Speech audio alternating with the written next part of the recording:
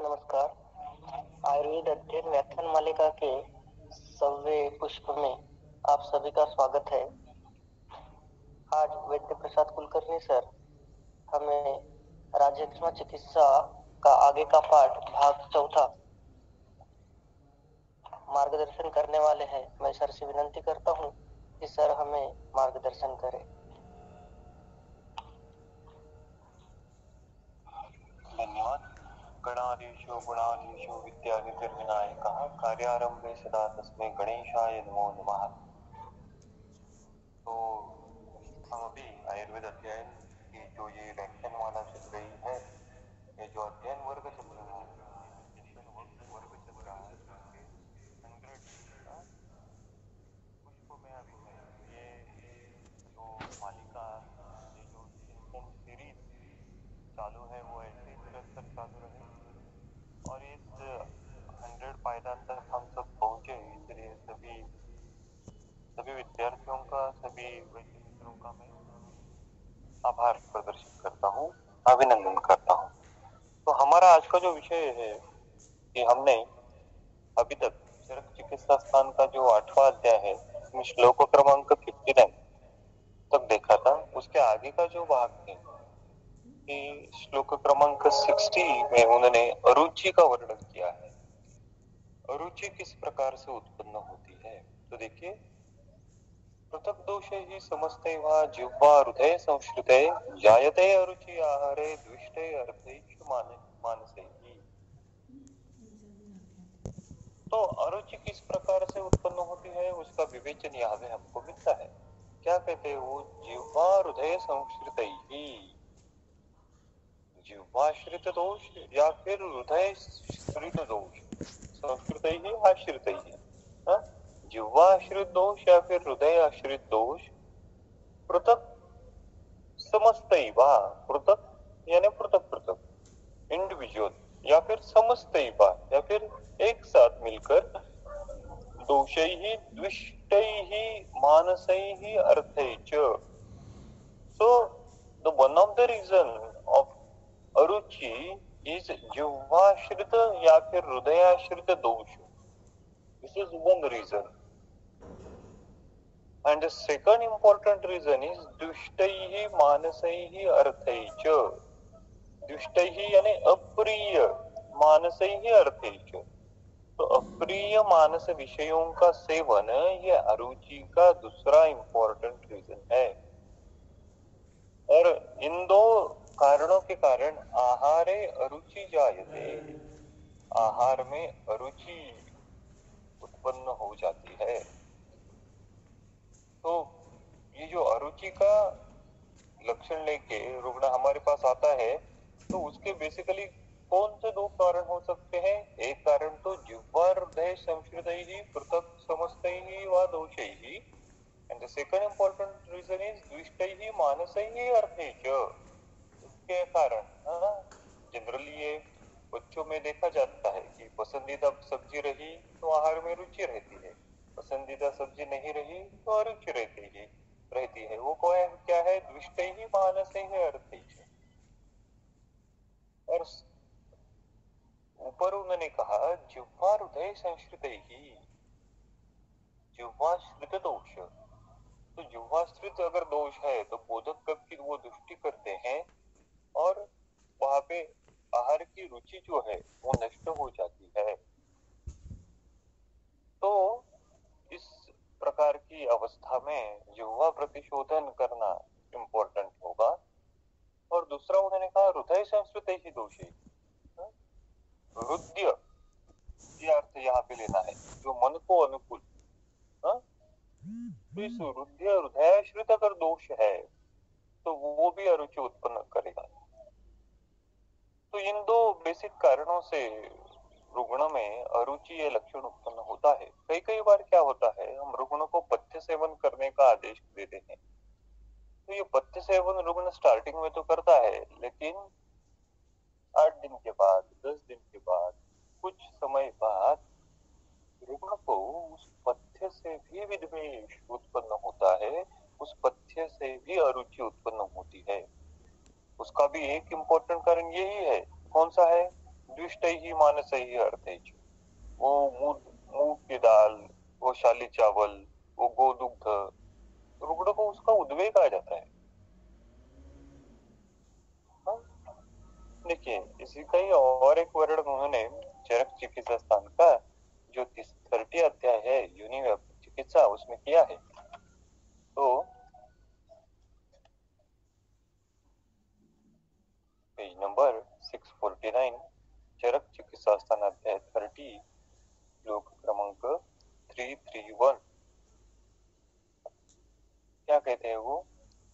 सातत्यात् स्वादुभावात् वा पथ्यम द्वेषत्वम आगतम।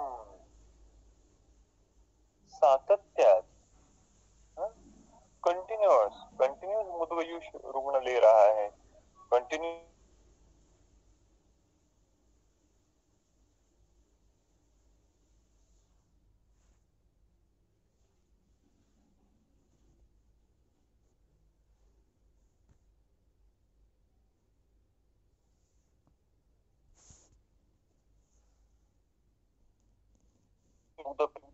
रस उसमें कम है, तो इस कारण पथ्यम द्वेषत्वम आगतम, पथ्यकारक है फिर भी उस पदार्थ से द्वेष उत्पन्न होता है।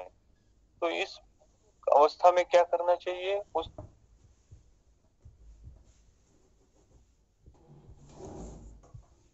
पुनः, तो ये रुग्ण की युक्ति है। रुग्ण ने अभी क्या करना चाहिए कि सॉरी ये वैद्य की युक्ति है। वैद्य ने सोचकर डिफरेंट आहार विधि के परमिटेशन और कॉम्बिनेशन सोचने चाहिए कि अब मुझको तो मूद की दाल, उड़द दाल तो रुग्ण को देनी है, लेकिन उसका यूज से अभी रुग्ण को उद्वेग हो रहा है, तो वो मुदक मैं किस प्रकार से रुग्ण को दूं, उसमें किस प्रकार के आहार विधि संस्कार में करूं। तो इस प्रकार का विचार, आहार विधियों के पथ्य के संदर्भ का विचार रुग्ण ने करना, वैद्य ने करना चाहिए, क्योंकि ये आना नेचुरल है कि उस पथ्य से भी रुग्ण में विद्वेष, अरुचि उत्पन्न होती है।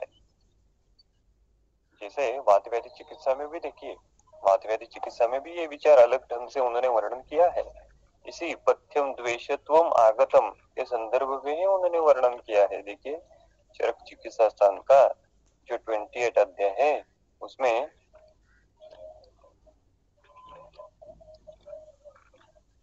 पेज नंबर 620 श्लोक क्रमांक 75। हाँ? अभी निरुपस्कंभित वातव्याधि की चिकित्सा चल रही है। वो देखिए, क्रियामतः परम सिद्धम वातरोगापहं शृणु केवलम निरुपस्तंभा आदौ स्नेहैः उपाचरेत्। तो निरुपस्तंभित वातव्याधि की चिकित्सा क्या है? स्नेह। तो चलो अब स्नेह डिफरेंट वे से हम एडमिनिस्टर करेंगे। वो किस प्रकार से?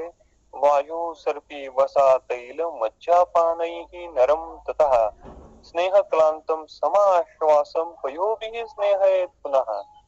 तो स्नेह देना है, ये प्रधान चिकित्सा है, ये प्रधान रिमेडी है, ये प्रधान आहार विधि है। तो स्नेह सर्पी तैल वसा मज्जा का पान हम करेंगे, लेकिन क्या होगा, इस स्नेह से भी रुग्ण स्नेह क्लांत हो जाएगा, थक जाएगा। तो ये स्नेह क्लांत अवस्था उत्पन्न होने के बाद क्या करना है? पयो भी आश्वास है पुनः। चलो आपको स्नेह से उद्वेष उत्पन्न हुआ, आप स्नेह से क्लांत हो गए, तो चलो अब स्नेह कुछ दिन मत पियो, क्या करो? पयो भी आश्वास है पुनः, दुग्ध पियो, गोदुग्ध पियो। जो गोदुग्ध भी स्निग्ध है, जीवनीय है, वातग्न है। तो कुछ दिन तक स्नेहपान बंद किया, गोदुग्ध पे रुग्ण को शिफ्ट किया, पयो भी आश्वास है। और जब गोदुग्ध से भी रुग्ण को उद्वेग हो जाएगा तो मांस रस पे शिफ्ट करेगा। तो इस प्रकार से ये योजना करना, ये वैद्य ने उस पर चिंतन करना चाहिए, वैद्य ने उस चीज का ख्याल रखना चाहिए कि केवल पथ्य कह देना और रुग्ण को ये फॉलो करने का आदेश देना इतना ही वैद्य का कर्तव्य नहीं है। उस पथ्य से नेचुरली विद्वेष उत्पन्न हो सकता है। अगर इस प्रकार का विद्वेष, इस प्रकार की अरुचि अगर रुग्ण में उत्पन्न होती है तो उसका उपसंहार किस प्रकार से करे, इसके ऊपर भी चिंतन वैद्य ने करना चाहिए। तो इस प्रकार से इन दो इम्पोर्टेंट कारणों से अरुचि उत्पन्न हो जाती है। अभी आगे अरोचक का वर्णन उन्होंने किया है, अरोचक नहीं और छर्दी का। श्लोक क्रमांक 62 देखिए, पेज नंबर 462, छर्दी का वर्णन उन्होंने किया है। अरोचकात् कासवेगात् दोषोत्क्लेशात् भयादपि छर्दिया सा विकाराणाम अन्येषाम अपि उपद्रवः। तो छर्दी राजेय क्षमा में किन कारणों से उत्पन्न हो सकती है? उन्होंने लिखा अरोचकात्, अरोचक के कारण, कासवेगात्, तो निरंतर कासवेग है, तो इस निरंतर ऊर्ध्व गति के कासवेग के कारण छर्दी का वेग उत्पन्न हो सकता है। दोष उत्क्लेशात्, आमाशय में दोषों का उत्क्लेश है। तो अन्य स्रोतस में स्रोत अवरोध है और इन अन्य स्रोत अवरोध के कारण दोष अभी आमाशय में लाए जा रहे हैं और आमाशय में दोषों का उत्क्लेश है, तो इसी कारण छर्दी का वेग उत्पन्न हो सकता है। देखिए जो छर्दी चिकित्सा अध्याय है ना, उसमें उन्होंने इसका वर्णन किया है, दोष उत्क्लेश का।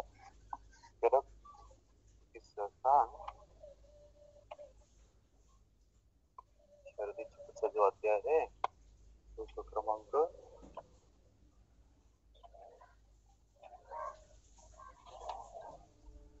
चरक चिकित्सा स्थान अध्याय 20, पेज नंबर 556, श्लोक क्रमांक 16। छर्दी की निर्मिति किन कारणों से होती है और उसकी संप्राप्ति का वर्णन यहाँ पे फिर से एक बार श्लोक क्रमांक 16 में उन्होंने किया है। वित्स्वेद मूत्र अम्बुवहानि वायु स्त्रोतांसि संवृद्ध यद ऊर्ध्वम एति। क्या कहा उन्होंने? वीतवाहानि स्त्रोतांसि वायु संवृद्ध, स्वेदवाहानि स्त्रोतांसि वायु संवृद्ध, मूत्रवाहानि स्त्रोतांसि वायु समृद्ध, अम्बुवाहानि स्त्रोतांसि वायु समृद्ध। तो विटवह, स्वेदवह, मूत्रवह, अम्बुवह स्त्रोत में अवरोध, वायु के गति को अवरोध उत्पन्न हुआ किया जाता है इन इन भाव पदार्थों के कारण। तो पुरुषवा स्त्रोत की दृष्टि है और छर्दी की निर्मिति है, ऐसी कुछ कुछ अवस्था उत्पन्न हो सकती है। स्वेदवा स्रोत की अवरोध है और छर्दी की उत्पत्ति है, इस प्रकार की अवस्था उत्पन्न हो सकती है। मूत्रवा स्रोत में अवरोध है और छर्दी की उत्पत्ति है, तो इस प्रकार की भी अवस्था कुछ कुछ क्लिनिकल कंडीशन में उत्पन्न हो सकती है। तो हर बार छर्दी का कारण भिन्न भिन्न हो सकता है। विट्स्वेद मूत्र अम्बुवाहानि वायु स्त्रोताओं से समृद्ध यदि ऊर्ध्वमेति, ऊर्ध्वमेति ऊर्ध्व उसको लाया जाता है उन भाव पदार्थों को। और क्या होता है? उत्सन्न दोषस्य समाजितम तम दोषम समुद्भूय नरस्य कोष्ठात्। और ये अवरोध के कारण वो भाव पदार्थ अभी उस रुग्ण के कोष्ठ में लाए जाते हैं, रुग्ण के आमाशय में लाए जाते हैं, और वो उत्सन्न दोषस्य अवस्था है, वो दोषोत्क्लेश बहुत ज्यादा मात्रा में है और इस ज्यादा मात्रा में होने के कारण दोषम समुद्भूय नरस्य कोष्ठात् विण्मूत्रयो तत्समवर्ण गंधम त्रुट्श्वास एक रतियुक्त प्रसक्तम प्रच्छर्दये। तो वो जो दोषोत्क्लेश जो है, वो दोषोत्क्लेश नेचुरली ऊर्ध्व गति होने के कारण शरीर के बाहर निकलता है। तो ये आमाशयस्थ दोषोत्क्लेश ये छर्दी के संप्राप्ति का प्रधान घटक है। तो इसीलिए उन्होंने जो राज्य क्षमा में छर्दी के कारणों का वर्णन किया है उसमें दोषोत्क्लेश ये इंपॉर्टेंट कारण है। अरोचकात् कासवेगात् दोषो उत्क्लेशात् भयादपि, ये मानस कारण उन्होंने यहाँ पे दिया।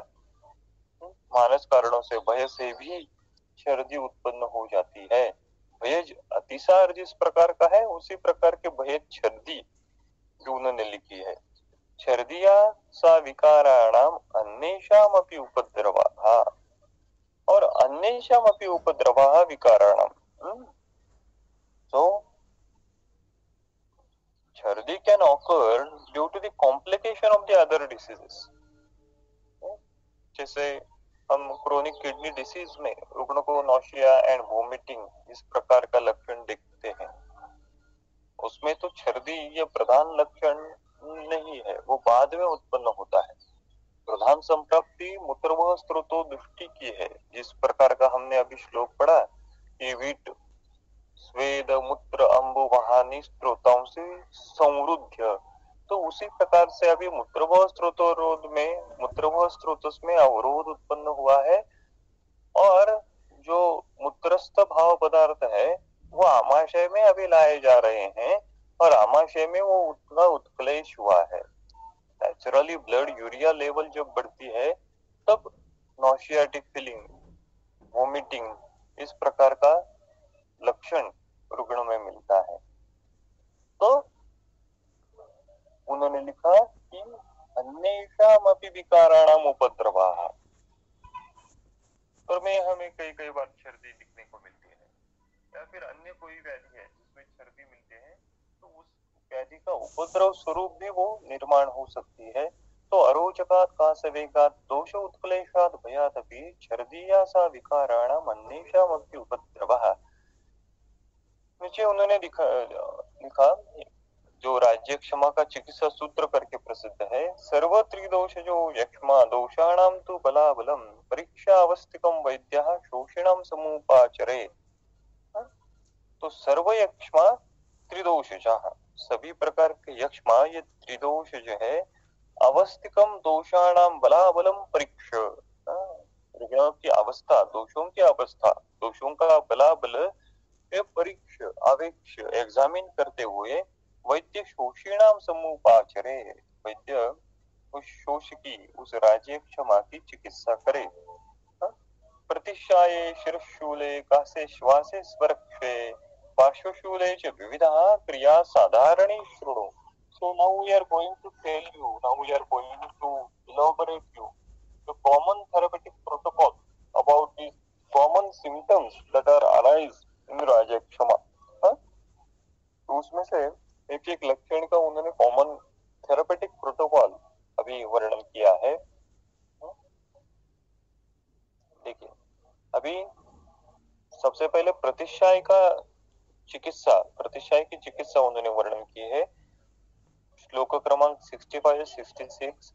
पीनसे स्वेदम अभ्यंगम धूमम आलेपनानि च परिषेक अवगाहस्य यावकम वट्यमेव च लवणाम्लकटुष्णाश्च रसान् स्नेह उपबृंहितान् लावतित्तीरि दक्षाणां वर्धकानां च कल्पयेत्.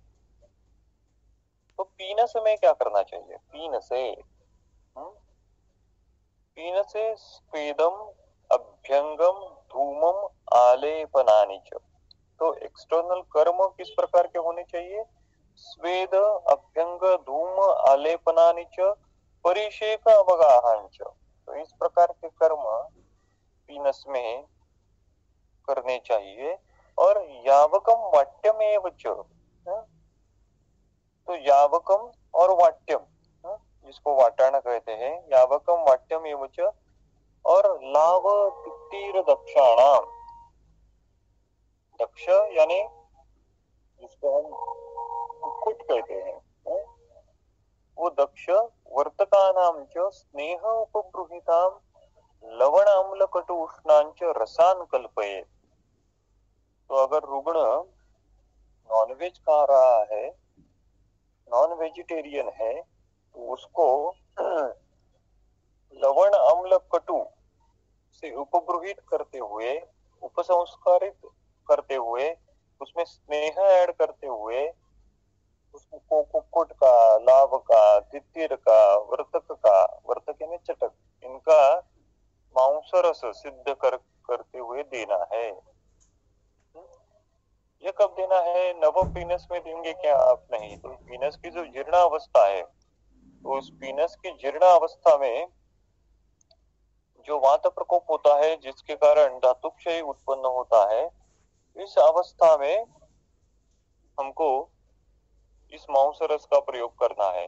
जैसे हमने पढ़ा था पिछली बार श्लोक क्रमांक 49 में, इसी अध्याय में, प्रतिशाया तो घोरो जायतो देह कर्षणा, हमें देह कर्षण होता है। तो इस देह कर्षण उत्पन्न होने की दारुण अवस्था है, इसलिए यहाँ पे उन्होंने सिद्ध मांस रस का प्रयोग बताया है। उसी प्रकार उन्होंने जो अगर वेजिटेरियन रुग्ण है तो उसके लिए यावक और वाट्य, हाँ, इनका यूज सिद्ध करके तो उनका प्रयोग करना है पीनस में। और एक्सटर्नल चिकित्सा में स्वेद, अभ्यंग, धूम, लेप, परिषेक और अवगाह, इसका प्रयोग हम कर सकते हैं। आगे उन्होंने लिखा, स पिपीलिकम स यवम स कुलत्थम स नागरम दाड़िमम आमलकोपेतम स्निग्धम आजम रसम पिबेत। अभी मांस रस का जो वर्णन ऊपर का चल रहा है उसी परिप्रेक्ष्य में वो कहते हैं, स पिप्पलिकम स यवम स कुलत्थम। तो पिप्पली, यव और कुलत्थ, स नागरम शुंठी, दाड़िम आमलकम उपेतम, उपेतम यानी मिश्रित किया हुआ, स्निग्धम आजम रसम, आजम रसम यानी बकरे का मांस रस, वो पिबेत। हाँ, तो देखिए, तो मांस रस के संदर्भ में श्लोक क्रमांक 66 की विशेषता क्या है? उसमें पक्षियों का मांस रस का वर्णन है। 67 में उनमें उन्होंने आजा मांस रस का वर्णन किया है। तो आजम रसम पिबेत, और इस प्रकार से करते हुए अगर मांस रस का सेवन रुग्ण ने किया तो क्या होगा? तेन पिनसादयाः षट विकाराः निवर्तन्ते।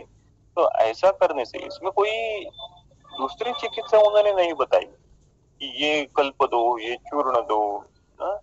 इस प्रकार से उन्होंने आदेश नहीं दिया। उन्होंने केवल एक्सटर्नल थेरेपी और मांस रस का प्रयोग, इतना ही विधान यहाँ पे किया है। और ऐसा करने से तेन पीनसादयाः षट विकाराः निवर्तन्ते। श्लोक क्रमांक 64 में आए हुए जो पीनस के विकार है ना, पीनस आदया षट विकाराः, तो प्रतिशाय, शिरशूल, कासे, श्वासे, सुरक्षय और पार्श्वशूल, ये प्रकार के जो विकार जो है वो सभी निवर्तनते, वो सभी कम हो जाते हैं, ऐसा वो कहते हैं। आगे श्लोक क्रमांक 68, मूलकानां कुलत्थानां यूषैर्वा सूपकल्पितैः यव गोधूम शाल्य अन्यैः यथा सात्म्यम उपाचरेत्। तो अगर मांस रस का अगर पर्याय देना है या फिर मांस रस के साथ भी आप क्या दे सकते हो? मूलकानां कुलत्थानां वा सूपकल्पितैः यूषैः। तो मूलक यूष, कुलत्थ यूष, इनका इधर सूप और यूष आप तैयार करके देना है। सूप और यूष में क्या फर्क रहता है? सूप आप सिर्फ उसमें पानी डाल के उसको उबालते हैं, उसको यूष कहते हैं। और सूप रहता है तो अगर वो उसमें अगर आप कोई शाक डालते हुए और फिर उसको उबालते हैं तो वो सूप हो जाएगा। तो मूलकानां कुलत्थानां वा सूपकल्पितैः यूषैः यब गोधूम शाली अन्नैः यथा सात्म्यम उपाचरेत्। तो यब गोधूम शाली अन्न जो रुक्षण आहार है, तो इस प्रकार का रुक्ष आहार रुग्ण को, रुक्ष लघु आहार रुग्ण को देना है। आगे, पिबेत प्रसादम वारुण्य जलम वा पंचमूलिकम धान्यनागर सिद्धम वा तामलकी अथवा श्रुतम परिणिदिभिः चतुर्भिः तेन च अन्नानि कल्पयेत्। देखिए अभी आगे वो क्या कहते हैं, वारुण्य प्रसादम, वारुण्य प्रसादम, वारुणी का, वारुणी जो मध्य रहता है उसका ऊपर का जो क्लियर पोर्शन रहता है वो, या फिर पंचमूलिकम वा, या फिर पंचमूल, या फिर धान्य नागर सिद्धम वा, या फिर धान्य और शुंठी इनसे सिद्ध किया हुआ, अथवा तामलक्या, तामलकी यानी जिसको भुई आमलकी कहते हैं, वो भुई आमलकी या फिर चतुर्भिः पर्णिनीभिः। चतुर्भिः पर्णिनीभिः यानी चतुर्पर्णी जो है, चतुर्पर्णी कौन से रहते हैं? मोदक पर्णी, माशपर्णी, शालपर्णी और कृष्णपर्णी। ये जो चतुर्पर्णी है उनसे श्रुतम जलम पिबेत। तो प्रतिशाय पीनस के संदर्भ में उन्होंने पूरा एक श्लोक किसलिए डेडिकेट किया है? संस्कारित जलपान के लिए किया है। तो इस जीर्ण प्रतिशाय में, पीनस में जलपान किस प्रकार का करना है? वो वारुण्या प्रसादम, पंचभूलिकम सिद्धम, धान्य नागर सिद्धम, तामलकी सिद्धम, चतुर्पर्णी सिद्धम, इस प्रकार के ऑप्शन उन्होंने हमको दिए हैं। आजकल हम ज्यादातर धान्य नागर सिद्ध जल का यूज करते हैं, लेकिन इतने ज्यादा ऑप्शन, इतने ज्यादा वैरायटी उन्होंने हमको दी है, ये भी थोड़ी चिंतन करने की बात है। यहाँ पे स्पेसिफिकली तामल की ही क्यों कहा, ये भी चिंतन करने की बात है। यहाँ पे चतुर्पर्णियों का उल्लेख किया है, तो ज्यादातर अन्य जगहों पे नहीं मिलता सिद्ध जल के लिए। तो यहाँ पे सिद्ध जल जो है वो चतुर्पर्णियों का लेने को कहा है।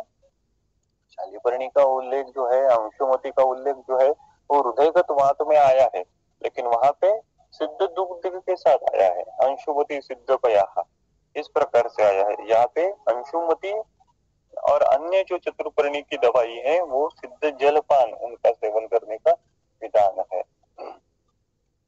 तो हमारा कर्तव्य या फिर हमारा अभ्यास इस प्रकार से होना चाहिए कि हर एक व्याधि में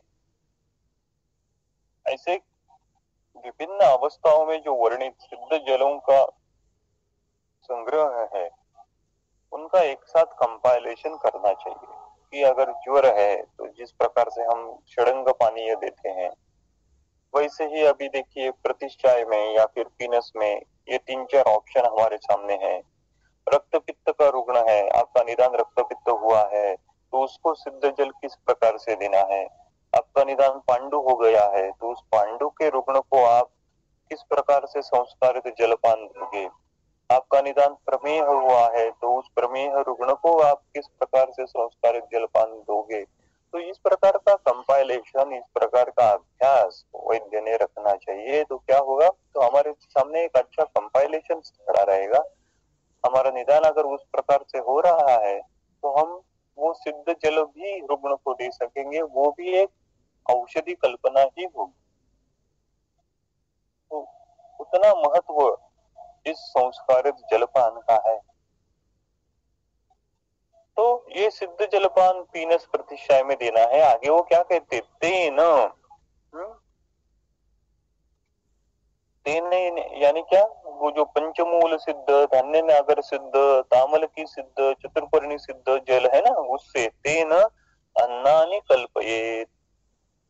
तो केवल सिद्ध जलपान नहीं देना है, तो ये जो सिद्ध जल है, इन दवाइयों से सिद्ध किया हुआ वो जो क्वाथ है, उससे अन्नानि कल्पयेत, उससे आहार विधि करते समय भी उसका प्रयोग करना है।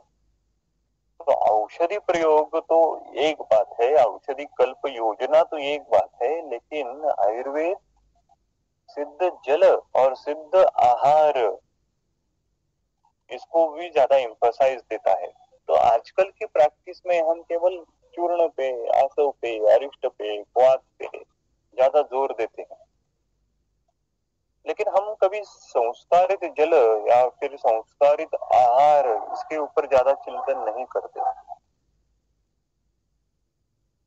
कुछ सम्मानीय अपवाद तो होंगे, लेकिन ज्यादातर मेजोरिटीली सिद्ध जल और सिद्ध आहार, इन पर ज्यादा विचार नहीं होता। तो ये करने की बात है। अगर हमारी थेरेपी और ज्यादा प्रिसाइज और ज्यादा रिजल्ट ओरिएंटेड अगर करनी है, तो इस संस्कारित जल और संस्कारित अन्नपान हमारे सामने जो रुग्ण की अवस्था है, उस अवस्था में हम उसका यूटिलाइजेशन किस प्रकार से करें, ये करने के लिए आवश्यक है, उस प्रकार का चिंतन आवश्यक है। आगे श्लोक क्रमांक 71, 274 उसमें शिर पार्श्व और अंश शूल अगर कार्य क्षमा में उत्पन्न होता है तो ऐसी अवस्था में स्वेद विधि करने का विधान उन्होंने यहाँ पे किया है। क्या कहते हैं वो, देखिए, कृषरा उत्कारिका माश कुलत्थ यवपायसैः संकर स्वेद विधिना कंठम पार्श्वम उरः शिरा स्वेदयेत पत्र भंगेण शिरश्च परिषेचयेत बला गुडुची मधुक श्रुतैर्वा वारिभिः सुखैः वस्तमस्य शिरोभिः वा नाडी स्वेदं प्रयोजयेत कंठे शिरसि पार्श्वेषु पयोभिः सवातिकैः बोधक अनुपमांसानि सलिलं पंचमूलिकं सस्नेहम आरनालम व नाड़ी स्वेदे प्रयोजेत।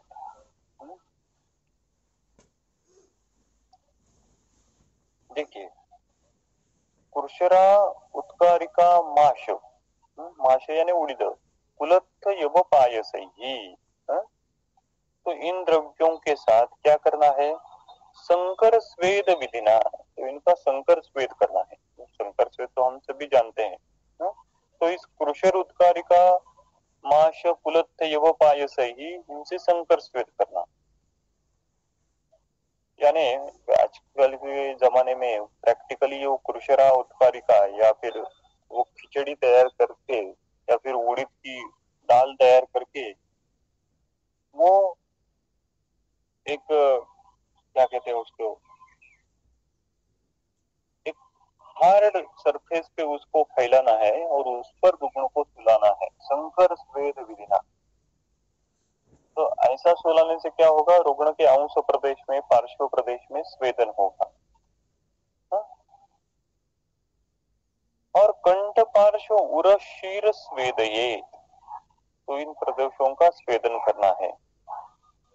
पत्रभंगेण क्वाथेन, पत्रभंग तो पत्रांच्या पत्रों के क्वाथ से,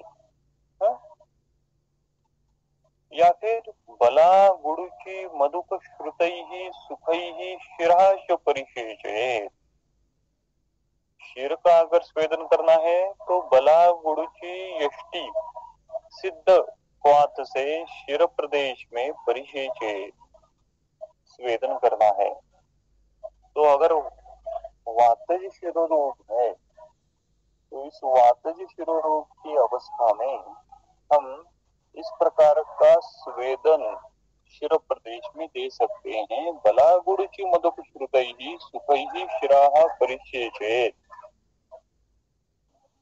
नीचे उन्होंने लिखा बस्तमत्स्य शिरोभिः वा सवातिकैः पयोभिः वा, बस्तमत्स्य शिरोभिः वा, तो बस्त शिर, बस्त यानी जो बस्ती शिर बताया है और मत्स्य शिर, तो अजाशिर का प्रयोग या फिर मत्स्य शिर का प्रयोग नाड़ी स्वेदन के लिए यहाँ पे उसका विधान आया है। बस्त शिरोभी वा मत्स्य शिरोभी वा सवातिकैः पयोभिः वा कंठे शिरसि पार्श्वेष नाड़ी स्वेदम प्रयोजित।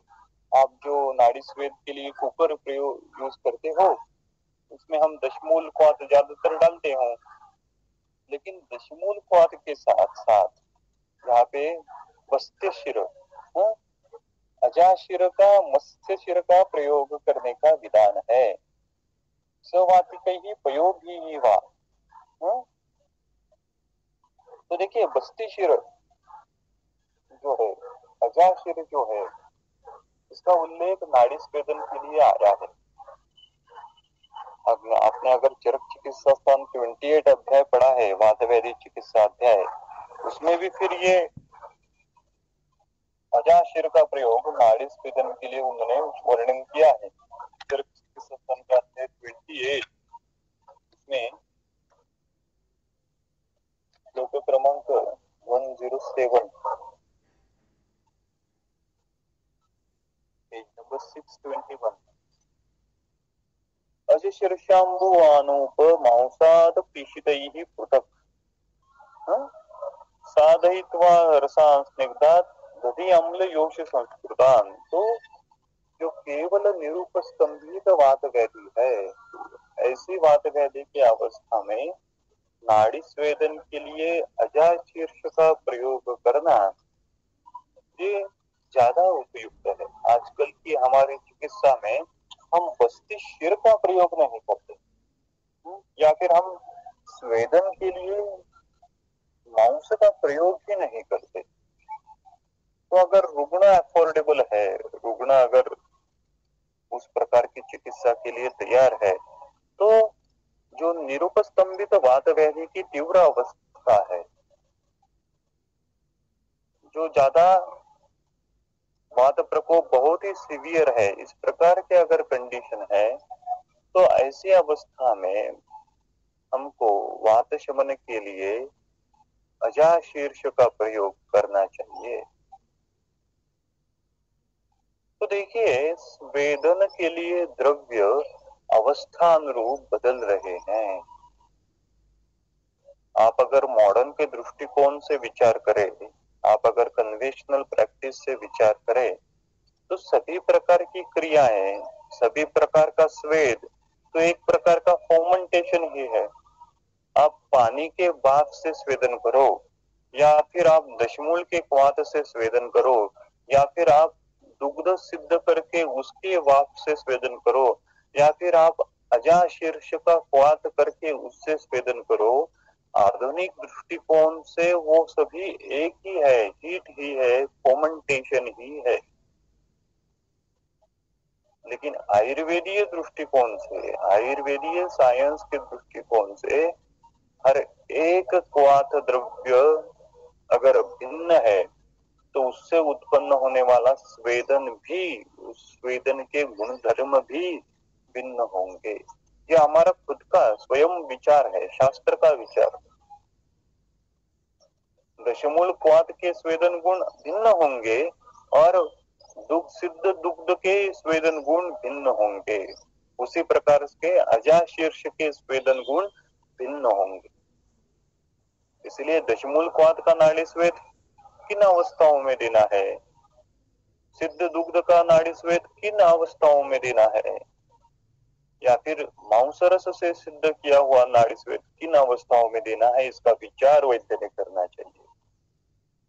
ये वात पित्तात्मक अवस्था है, ये निरुपस्तंभित वात व्याधि की अवस्था है। इसलिए उन्होंने यहाँ पे उल्लेख किया है कि शिर प्रदेश में, कंठ प्रदेश में जो शूल होता है, तो उसके लिए बस्तमस्य शिरोभीर्वा सवातिकैः पयोभिः नाड़ी स्वेदम प्रयोजेत। आगे उन्होंने लिखा औदक अनुपमांसानि पंचमूलिकम श्रुतम सलिलम। तो देखिए यहाँ पे फिर से मांस का उल्लेख है और पंचमूलिकम श्रुतम सलिलम।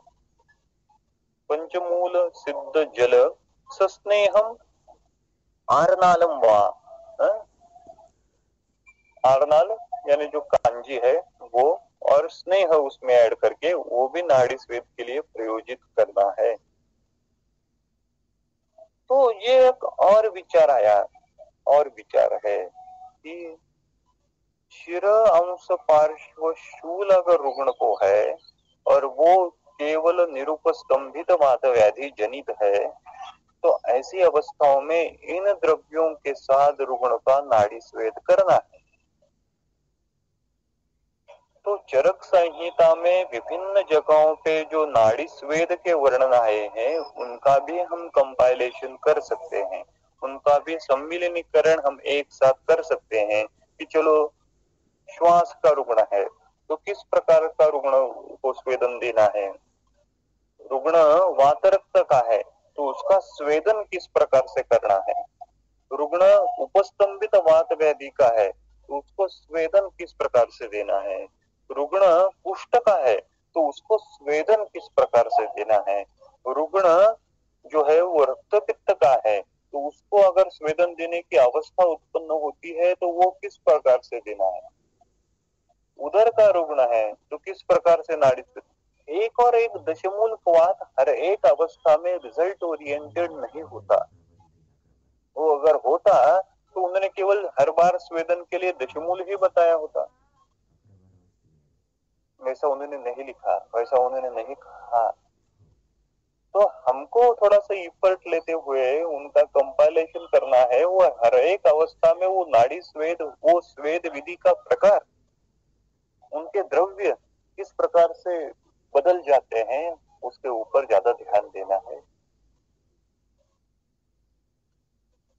तो देखिए आगे श्लोक क्रमांक 75-76 में, जीवन्त्याः चतुष्पाया बलाया मधुकस्य च वज्राया वेशवारस्य विदार्या मूलकस्य च औदुकानुपमांसानाम् उपनाः सुसंस्कृता शस्यन्ते चतुस्नेहा शिरपार्श्व हंस शूलिनाम्। क्या लिखा उन्होंने? जीवन्त्याः शतपुष्पायाः बलायाः मधुकस्य च। तो जीवंती, शतपुष्पा, बला और मधु, और वचायाः वेशवारस्य विदार्या मूलकस्य च। वचा वेशवार, जो मांस का पिष्टित स्वरूप रहता है वो, और विदारी मूल, औदुका अनुपमांसानां सुसंस्कृता, और अनुपमांस जो चतुस्नेह से सुसंस्कृत किया है उनका उपनाह शिर पार्श्व अंश शूलिना विशस्यन्ते। तो ये उपनाह स्वेद का वर्णन है। ऊपर नाड़ी स्वेद का वर्णन किया और अभी यहाँ पे उपनाह स्वेद का वर्णन किया। हमको जब हम उपनाह कहते हैं तो हमारे सामने एक ही उपनाह आता है, कौन सा? अतसी उपनाह। तो हमारा उपनाह वेद विधि अतसी से, अतसी उपनाह से शुरू होता है और अतसी उपनाह पे खत्म हो जाता है। शास्त्र ने अभी शिर अंश पार्श्व शूल की अगर अवस्था है तो ऐसी अवस्था अगर निरुपस्तंभित है, केवल वात का प्रकोप है, तो ऐसी अवस्था में यहाँ पे जीवंती, शतपुष्पा, बला और मांस रस, चतुस्नेह, इनका प्रयोग करने का विधान है। तो देखिए ये जानना, इसके ऊपर और ज्यादा एम्फसाइज देना क्यों आवश्यक है। आपके पास हर बार रुग्ण राज्य क्षमा का नहीं आएगा, लेकिन निरुपस्तंभित वात व्याधि लेके, शिरशूल लेके रुग्ण आपके पास आएगा, सर्वाइकल पेन लेके आपके पास आएगा। कई बार रुग्ण जो होते हैं वो कैंसर की थेरेपी उनको चालू रहती है और उस थेरेपी के कारण, उस केमो रेडियोथेरेपी के कारण रुग्ण कैटेक्सिक हो जाता है, कुरुक्षता आ जाती है। ऐसी अवस्था में हमारे शास्त्र के दृष्टिकोण से वो धातुक्षयजन्य अवस्था है, वो निरुपस्तंभित अवस्था है। ऐसी अवस्था में अगर स्वेदन देना है, ऐसी अवस्था में रुग्ण को शिरशूल उत्पन्न हुआ है, वातज शिरशूल की वो अवस्था है, तो हम इस प्रकार का उपनाह, इस प्रकार का नाड़ी स्वेद ऐसी अवस्था में प्रयोजित कर सकते हैं। तो यहाँ पे उपनाह स्वेद का वर्णन वहां पे है। फिर श्लोक क्रमांक 77 में उन्होंने इस शिर पार्श्व अंश शूलहर लेप का वर्णन किया है। वो कौन सा है? शतपुष्पा समदुकम पुष्टम तगर चंदने आलेपनम स्यात् सकृतम शिर पार्श्व अंश शूलनु। तो देखिए, तो शिर पार्श्व अंश, तो हर प्रकार के शिर पार्श्व अंश शूल में ये लेप उपयुक्त होगा क्या? नहीं होगा। वो शिर शूल, वो अंश शूल, वो पार्श्व शूल अगर केवल निरुपस्तंभित है तो उसी प्रकार की कंडीशन में ये लेप जो है वो उपयुक्त होगा। तो उसमें शतपुष्पा समुदुकम, यष्टि, पुष्प, तगर, चंदन, इन द्रव्यों का सगुर्तम आलेपनम, गुर्त के साथ लेपन करना है। कहाँ पे? शिर पार्श्व अंश, इस प्रदेश में लेप करना है, जिससे वो स्थानिक वात शमन होके शूलहर कर्म वहां पे होगा। इसी संदर्भ में श्लोक क्रमांक 78 से लेकर 81 में प्रदेह का वर्णन है। एक रहता है प्रलेप, तो दूसरा रहता है प्रदेह। तो अभी प्रदेह का वर्णन उन्होंने किया है। बलारासना तिला सर्पि मधुकम नीलोत्पलम फलंकषा देवदारु चंदनम केशरम घृतम वीरा बला विदारी च कृष्णगंधा पुनर्नवा शतावरी पयस्याच पत्रुणम मधुकम घृतम चत्वारा एते श्लोकार्धे प्रदेहा परिकीर्तिता शस्तः संस्पृष्ट दोषाणां शिर पार्श्व अंश शूलिना।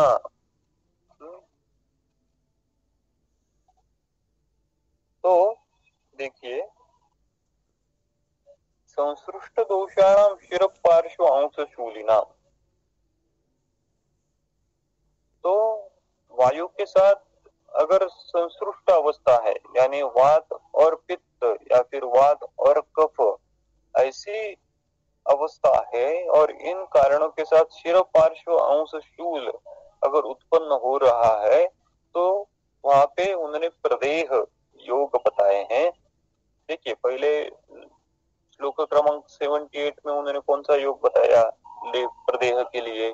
बला रासना तिला सर्पी मधुकम नीलम उत्पलम। तो बला रासना तिला घृत यष्टि नील कमल की वैरायटी और उत्पल भी कमल की वैरायटी, तो ये एक योग है, हो गया बलादि लेप, ये एक हो गया। दूसरा लेप कौन सा है? पलंकशा। पलंकशा यानी गुग्गुलू, देवदारू, चंदन, केशर और घृत, तो ये पलंकशादी लेप, ये दूसरा लेप हो गया। तीसरा लेप कौन सा हुआ? वीरा। वीरा यानी शालपर्णी, बला, विदारी, कृष्णगंधा और पुनर्नवा, तो ये शालपर्ण्यादि या फिर वीरादि, ये तीसरा लेप हुआ। और अभी चौथा लेप शतावरी पयस्या। पयस्या यानी शिरकाकुल, कत्रुणम मधुकम गुरुतम च, तो ये शतावरी आदि जो है ये चौथा लेप हो गया। तो उन्होंने लिखा श्लोकार्धे परिकीर्तिता एते चत्वारः प्रदेहा। तो हर एक लाइन में एक एक लेप का वर्णन उन्होंने किया है, और ये शिर अंश पार्श्व शूल में इन प्रकार के चत्वारः प्रदेहा, इन प्रकार के 4 प्रकार के प्रदेहों का वर्णन उन्होंने किया है। तो सीक्वेंस देखिए, केवल निरुपस्तंभित बाध वेदी की अवस्था है, तो वहां पे नाड़ी स्वेद का प्रयोग, वहां पे उपनाह का प्रयोग और लेप का प्रयोग उन्होंने हमको बताया है। अभ्यंतर दवाइयों का वर्णन यहाँ पे नहीं किया, उन्होंने स्थानिक कर्म ही हमको ज्यादातर इस अवस्था में बताए हैं। तो श्लोक क्रमांक 80-81 में वो कहते हैं, शस्तः संस्कृत दोषाणाम शिर पार्श्व अंश शूलिनाम नामनम धूमपानानि स्नेहाश्च उत्तर भक्तिकाः कैलानि अभ्यंग योगिनी बस्ति कर्मम तथा परम। तो जो ये संस्कृत दोष युक्त शिर अंश पार्श्व शूल की अवस्था है, उस अवस्था में और कौन से कर्म उपयुक्त है? नामन धूमपानानि औक्तर भक्ति का स्नेह अभ्यंग योगी भी तैलानी तथा बस्ति कर्मम परम। तो इन प्रकार के कर्म संसृष्ट क्षीर पार्श्वांश शूल युक्त अवस्था है। तो आपको फिर उस नावन के लिए, उस बस्ती के लिए, उस धूमपान के लिए द्रव्य बदलने हैं। अगर वात पित्त अवस्था है तो अलग प्रकार के धूमपान, अगर वात कफज अवस्था है तो अलग प्रकार का नस्य, अलग प्रकार का धूमपान आपको डिसाइड करना होगा। यहाँ पे देखिए, अभ्यंतर वृतपान जो बताया, उन्होंने औक्तर भक्ति करने को कहा है। इस प्रकार से स्पेसिफिक उन्होंने निर्देश दिया है। औक्तर भक्ति कम यानी क्या? कि भोजन के बाद स्नेह देने को कहा है। तो अगर शिर अंश पार्श्व शूल ऐसी अवस्था उत्पन्न होती है और रुग्ण को अगर स्नेहपान करना है, तो वो शमन स्नेह इस टिपिकल यूनिक अवस्था में औक्तर भक्ति का देना है, खाना खाने के बाद देना है। और वो इसी प्रकार से क्यों देना है? देखिए, इसका वर्णन हमको चरक चिकित्सा स्थान का अध्याय 28 जो है,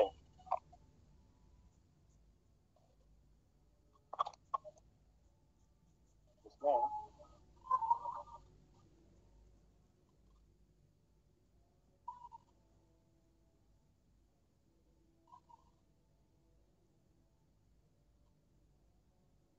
श्लोक क्रमांक 98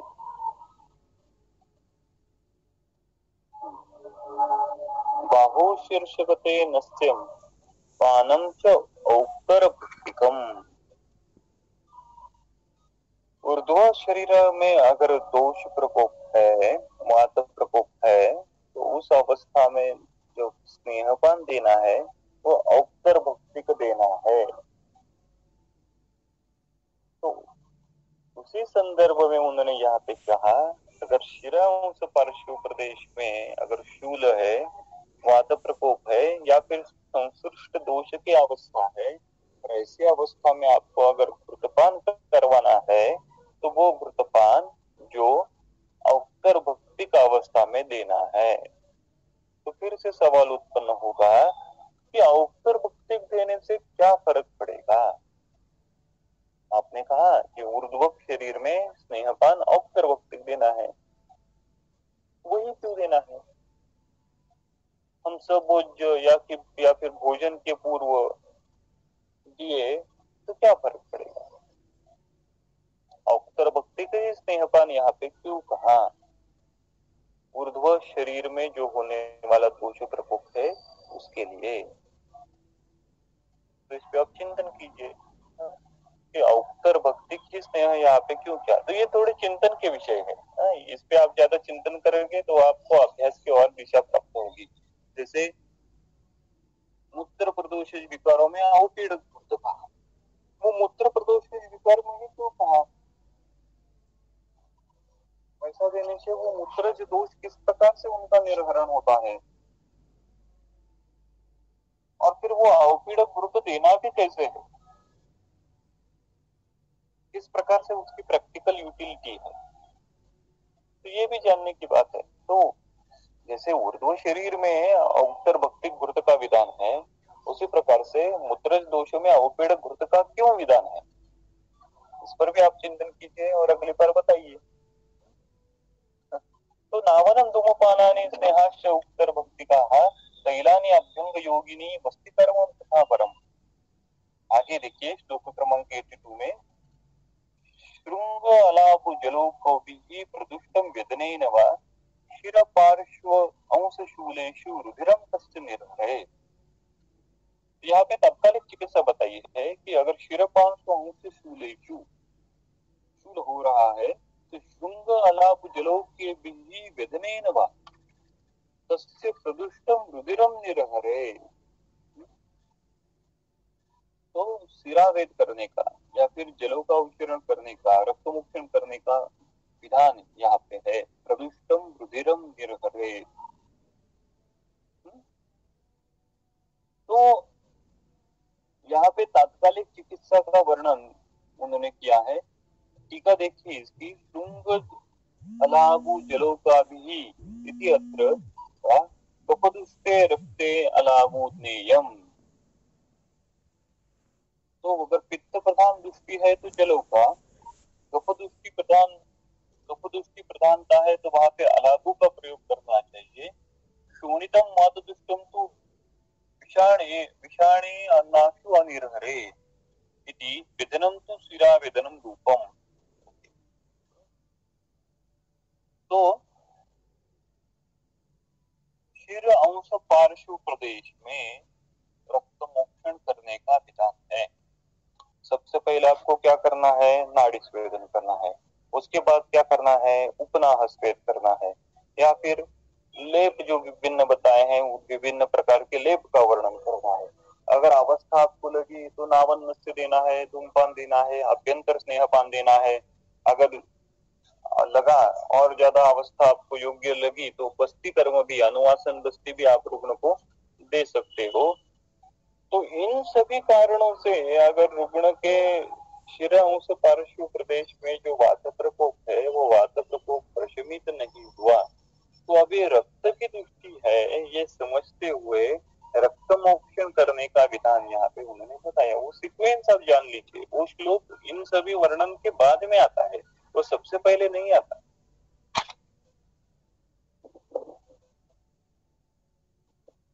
तो दुष्ट रक्त का आवरण यहाँ पे है या फिर दुष्ट रक्त की दृष्टि यहाँ पे है, ये समझते हुए वो दुष्ट रक्त की निर्हरण इस शिर अंश पार्श्व प्रदेश में करना है। इन सभी क्रियाओं से अगर उपशम रुग्ण को नहीं मिलता है तो फिर सिरावेद करना है। देखिए चरक चिकित्सा प्रांता जो अध्याय तीसरा है ज्वर चिकित्सा अध्याय, उसमें भी इसका वर्णन है।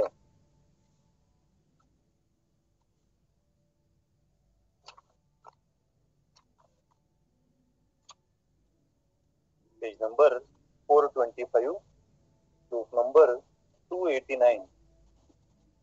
शीतोष्ण स्निग्ध रुक्षादैः ज्वरो यस्य न शाम्यति शाखानुसारी रक्तस्य स्वावसेकात् प्रशाम्यति। आपने गुण विपरीत चिकित्सा ज्वर में भी की। शीत कारण से उत्पन्न ज्वर है, आपने उष्ण चिकित्सा की। तो इस प्रकार से चिकित्सा करने के बाद भी अगर यस्य ज्वरो न शाम्यति, ज्वर अगर प्रशमित नहीं हुआ है, तो क्या करो, शाखा अनुसारी रक्तस्य स्वावसेकात् प्रशाम्यति, तो उसमें शिरावेदन करो, रक्त मोक्षण करो। तो गुण विपरीत चिकित्सा करने के बाद भी अगर उस अवस्था में उपशय नहीं मिल रहा है, तो ऐसी अवस्था में हमको शिरावेदन या फिर रक्त मोक्षण करना है। वो क्यों करना है, इसका वर्णन उन्होंने चरक सूत्र स्थान के 24 अध्याय, जो विधि शोणिति अध्याय है, जो हमने पढ़ा है, उसमें दिया है। देखिए, विधि शोणिति अध्याय चरक सूत्र स्थान अध्याय 24, पेज नंबर 125, श्लोक क्रमांक 17। क्या कहते हैं वो, शीत उष्ण स्निग्ध रुक्षादै उपक्रांताक्ष ये गतः सम्यक साध्या न सिद्ध्यन्ति रक्तजान्तान् विभावयेत्। तो शीतोष्ण स्निग्ध क्रिया आपने की और आपको उपशय नहीं मिला, तो रक्तजान्तान्, तो now they should be considered as a रक्तज व्याधि and they should be treated according to that। तो इसकी टीका में देखिए, आखिर की जो लाइन है चक्रपाणी जी ने, उसमें क्या कहा है, प्रवृद्ध शोणिताश्रयादु वातादयाः आश्रय प्रभावान न स्वचिकित्सा मात्रेण प्रशाम्यति। तो ये प्रवृत्त दोष जो है वो रक्त के आश्रय से ही रहने वाले हैं। दोष प्रकोप ये रक्त के आश्रय से ही होता है। दोषों का खवैगुण्य तक गमन ये रक्त के माध्यम से ही होता है। रक्त act as a vehicle for this दोष प्रकोप and for the occurrence of this संप्राप्ति। So दोष प्रकोप की आपने तो चिकित्सा की, लेकिन ये दोषों का जो वेहिकल है, दोषों को खवैगुण्य तक लेके जाने वाला जो माध्यम है, उस माध्यम की भी चिकित्सा करना जरूरी रहती है।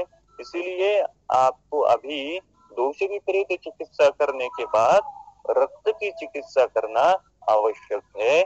इसीलिए यहाँ पर भी राज्य क्षमा में शिरांश पार्श्व प्रदेश में जो वात प्रकोप है, उस वात प्रकोप की आपने चिकित्सा की और आपको उपशय नहीं मिला, तो आपको फिर शिरावेदन करना है, रक्त मोक्षण करना है, जलों का श्रृंग लाभू का प्रयोग करके स्थानिक जो दुष्टि रक्त है, जो वात प्रकोप का वहन करने वाला है, वो दुष्ट भी किस प्रकार का होगा, वो वातज रक्त दुष्टि होगी। तो उस वातज रक्त दुष्टि प्राधान्य से होगी, तो उसका वहन या उसका निर्हरण आपको उस अवस्था में करना है। और इस रक्त मोक्षण से क्या होता है, वायु के मार्ग का जो आवरण है वो दूर हो जाता है और वायु का मार्ग फिर से अव्याहत हो जाता है। देखिए, चरक चिकित्सा स्थान का जो 29 चैप्टर है, वात रक्त चिकित्सा अध्याय, उसमें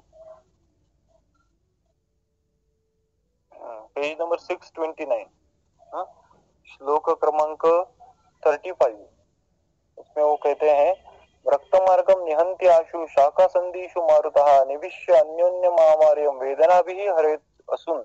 इसकी टीका में देखिए, ऊपर से जो तीसरी लाइन है, अन्योन्य महामार्य इति रक्तेन वातम वातेन च रक्तम आवार्य वात रक्तम वेदना भी हरेत सुनुम इति योज्यम अत्र एवात्र वात शोणिते अश्रुभिः विमुच्येत इति भावः। अश्रुक मोक्षणेन आवरण व्यपगमनात् वायु अपि प्रसन्नो भवति तथास्य व्याधि उपरमा इति भावः। क्या होता है अश्रुक मोक्षण से, रक्त मोक्षण से? आवरण व्यपगमनात्, आवरण का नाश होता है, वायु अपि प्रसन्नो भवति। वायु अपि प्रसन्नो भवति का तात्पर्य क्या है? वायु को अच्छा लगता है, इसका तात्पर्य क्या है? इसका तात्पर्य है कि वायु के वहन का जो अवरोध है रक्त के द्वारा निर्मित, वो आपने दूर कर दिया। फिर से एक बार वायु की गति अव्याहत शरीर में स्टैब्लिश हो गई और उससे वेदना का हरण हो गया। इसलिए उस आवरण नाश के लिए भी आपको रक्त मोक्षण कई अवस्थाओं में करना पड़ता है। इसलिए ये जो राजय क्षमा की जो शिरांश पार्श्व शूल की अवस्था है, वो धातु क्षय जन्य होते हुए भी यहाँ पे रक्त मोक्षण करने का विधान उन्होंने किया है। तो आगे श्लोक क्रमांक 83 से लेके 86 तक उन्होंने विभिन्न प्रकार के प्रदेह और परिषेक का वर्णन किया है, वो पढ़ेंगे और अभी रुकेंगे। प्रदेहा सकृताश्चिष्टा पद्मक उशिर चंदनैः ध्रुवा मधुकमंजिष्टा केशरैर्वा कृताप्लुतैः प्रपौंडरिक निर्गुण्डी पद्मकेशर उत्पलम कक्षेरुकः पयस्या च ससर्पिष्कं प्रलेपनम चंदनाद्येन तैलेन शतदौतेन सर्पिषा अभ्यंगः पयसा सेकः शतशस्तस्य मधुकाम्बुना माहेन्द्रेण सुशीतेन चंदनादि श्रुतेन वा परिषेकः प्रयोक्तव्य इति संशमनी क्रिया। क्या कहते हो? पद्मकुशीर चंदन स घृत, तो पद्मकुशीर चंदन घृत के साथ या फिर घृताप्लुप्त ही, घृताप्लुप्त ही घृत मिश्रित दुर्वा मधुक मंजिष्ठा केशर, इनका प्रदेह, तो ये लेप करना है, लेप इष्टा। तो इस लेप के कंटेक्स्ट में भी उन्होंने और एक वर्णन किया। और एक प्रपौंडरिक आदि प्रलेप उन्होंने कहा है। प्रपौंडरिक निर्गुंडी पद्म केशर उत्पल कशेरुका पयस्या यानी क्षीर का कोली सर सर्पिष्कम प्रलेपनम इष्टम, तो इस प्रकार का प्रपौंडरिक आदि लेप भी उन्होंने बताया। या फिर चंदनाद्येन तैलेन, चंदनाद्य तैल जो है उससे, या फिर शतदौतेन सर्पिषा अभ्यंगः, तो अभ्यंग के लिए चंदनाद्य तेल जो चरक चिकित्सा स्थान के तीसरे अध्याय में आया है, या फिर शतदौत सर्पी, इसका अभ्यंग जो हम ज्यादातर यूज करते हैं। पयसा मधुकाम्बुना, यष्टि मधुक्वाथ जो है, और पयसा पयसा यष्टि मधुक्वाथ जो है वो दुग्ध में सिद्ध करके उसका सेका से शस्ता, उसका परिषेक भी शस्ता योग्य है। सुसेतेन महेंद्रेण जलेन, महेंद्रेण जलेन यानी वर्षा जल जो है वो सबसे प्योर रहता है, वो अग्र है, उसका प्रयोग भी करने का विधान है।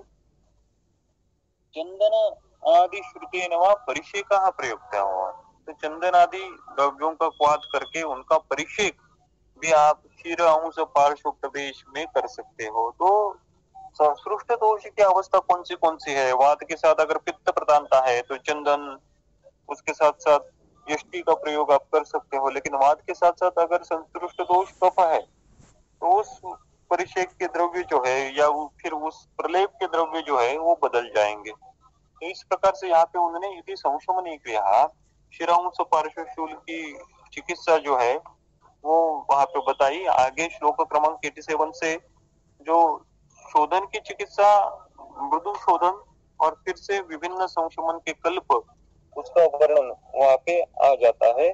तो शिरांश पार्श्व शूल की अगर चिकित्सा करनी है, अगर वातज वात प्रधान धातुक्षय जन्य शिरांश पार्श्व शूल की अवस्था है, उसमें नाड़ी स्वेद के लिए विभिन्न प्रकार के वातघ्न द्रव्य अनुपम अंश का प्रयोग, या फिर आपको उपनाह विधि और विभिन्न प्रकार के प्रलेप और प्रदेह, इन कारणों से अगर उपक्षय नहीं मिलता तो संसृष्ट दोषजन्य अवस्था है जानते हुए accordingly you can give the navananasya umupana outdoor bhakti ka snehapana and as well as the anuvasan basti can be given। ये सभी चिकित्सा रेमेडी से अगर रुग्ण को उपक्षय नहीं मिलता है तो आपको वहां पे रक्त मोक्षण करने का विधान उन्होंने दिया है। और इस रक्त मोक्षण के बाद भी आपको चिकित्सा अगर करनी है तो विभिन्न प्रकार के प्रलेप और परिषेक स्वेद और अभ्यंग के लिए चंदनाद्य तेल और शतधौत गुप्त, इस प्रकार के गुप्तों का प्रयोग उस दोषश की अवस्था जानते हुए शिरांश पार्श्व शूल में आप कर सकते हो। इसके आगे का जो विषय है वो हम अगली बार पढ़ेंगे। अभी यहाँ पे रुकते हैं। धन्यवाद।